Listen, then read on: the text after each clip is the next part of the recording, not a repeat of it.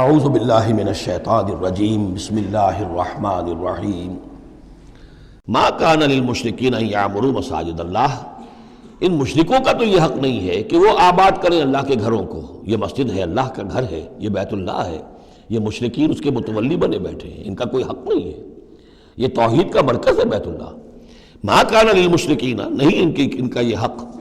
ان یعمروا مساجد اللہ، یہ متولی بنے بیٹھے ہوئے ہیں اس کے، شاہدین علی انفسہم بالکفر،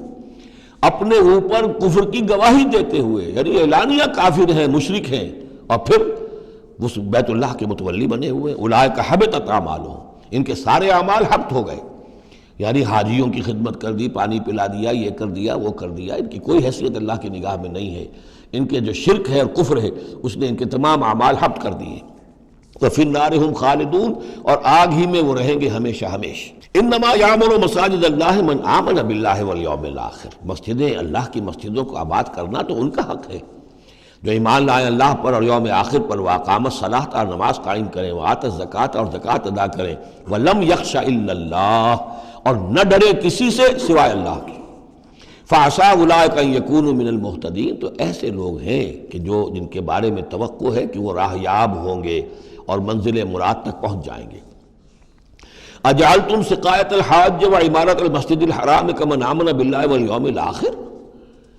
کیا تم نے حاجیوں کو پانی پلانا اور مسجد حرام کو آباد رکھنا اس کو برابر کر دیا ہے اس کے کہ جو شخص ایمان لایا اللہ پر اور یوم آخر پر، وجاہد فی سبیل اللہ، اللہ کی راہ میں جہاد کرے؟ یہ مشرکین مکہ، مشرکین قریش جو کیا کرتے ہیں، ان کا یہی کریڈٹ ان کا کیا ہے کہ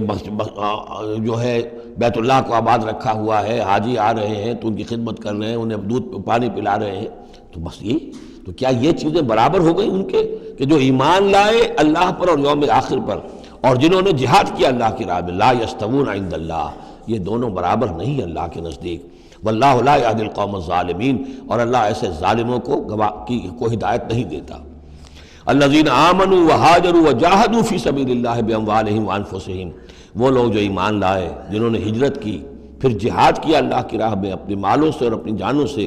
اعظم درجۃ من عند اللہ، ان کا بہت بلند و بالا اور بہت عظیم رتبہ ہے اللہ کے نزدیک۔ واولئک هم الفائزون، اور حقیقت میں وہی ہیں کامیاب ہونے والے۔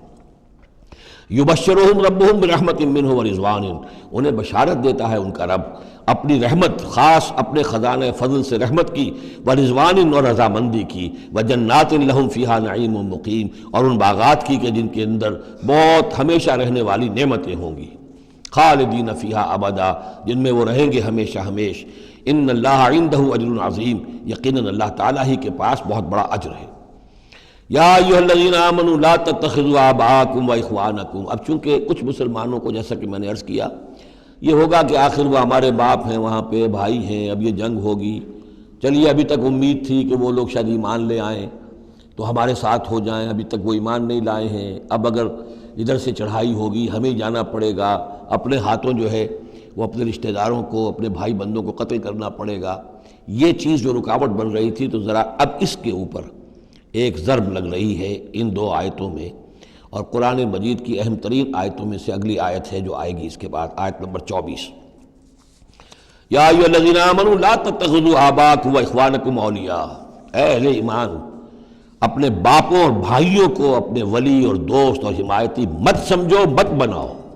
ان استحبوا الکفر علی الایمان، اگر انہوں نے ایمان کے مقابلے میں کفر کو پسند کیا ہے،